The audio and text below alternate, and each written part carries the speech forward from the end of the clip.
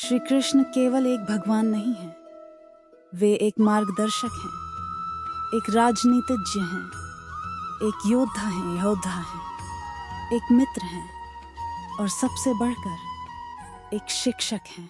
उन्होंने गीता में जो उपदेश दिए हैं वे सिर्फ अर्जुन के लिए नहीं थे, बल्कि हम सबके लिए थे। सब्र का मतलब होता है धैर्य। जब सब कुछ हमारे खिलाफ जा रहा हो, जब मेहनत का फल नहीं मिल रहा हो, जब लोग हमें कमजोर समझने लगें, तब भी मुस्कुराते हुए मेहनत करते रहना ही सब्र है। और याद रखिए, सब्र का फल मीठा होता है। ये कोई कहावत नहीं, बल्कि जीवन का सच है। श्री कृष्ण ने भी अपने जीवन में समय का इंतजार किया। जब कंस ने उनके माता पिता को कैद किया तो उन्होंने सब्र रखा।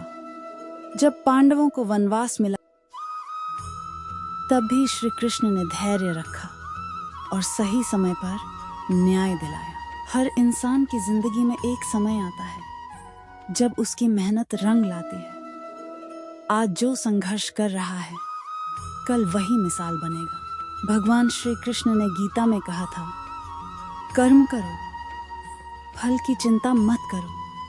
मतलब ये है कि अगर आप लगातार सही दिशा में मेहनत कर रहे हैं तो वक्त चाहे जो भी हो, सफलता जरूर मिलेगी। धृतराष्ट्र का समय आया, पांडवों का समय आया, रावण का भी समय आया और खत्म हुआ। वक्त न किसी का सगा होता है न दुश्मन, लेकिन वक्त सबका आता है, यह तय है। श्री कृष्ण हमें सिखाते हैं कि चुनौतियां जीवन का हिस्सा हैं। जब अर्जुन युद्ध से भागने लगा तो श्री कृष्ण ने कहा, हे पार्थ, जीवन की लड़ाई से भागना धर्म नहीं, सामना करना ही वीरता है।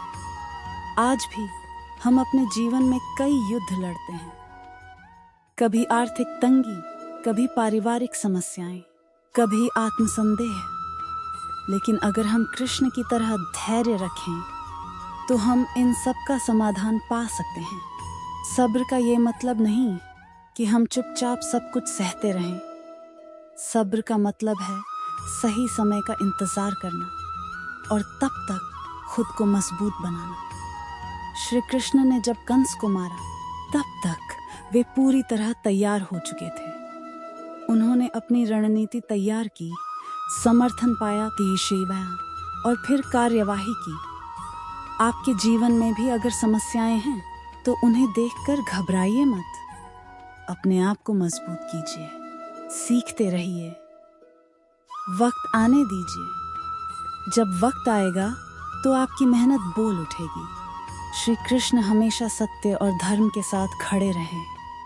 चाहे कितनी भी मुश्किलें आईं, उन्होंने कभी झूठ और अन्याय का साथ नहीं दिया। अपने कर्म करते रहो, फल की चिंता मत करो। अगर आप ईमानदारी से अपना काम करते रहेंगे तो सफलता जरूर मिलेगी। श्री कृष्ण ने कभी डर कर निर्णय नहीं लिए। जब आप अपने सिद्धांतों पर अडिग रहते हैं तो हर चुनौती छोटी लगती है। आज का युवा वर्ग बहुत जल्दी निराश हो जाता है। अगर नौकरी नहीं मिली, रिजल्ट अच्छा नहीं आया या रिश्तों में समस्या हुई तो वे हार मानने लगते हैं।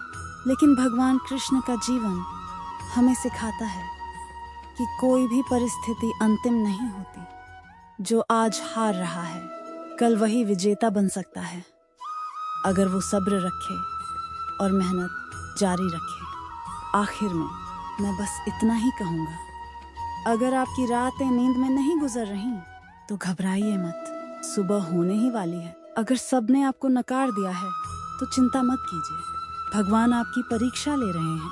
सब्र रखो, वक्त सबका आता है।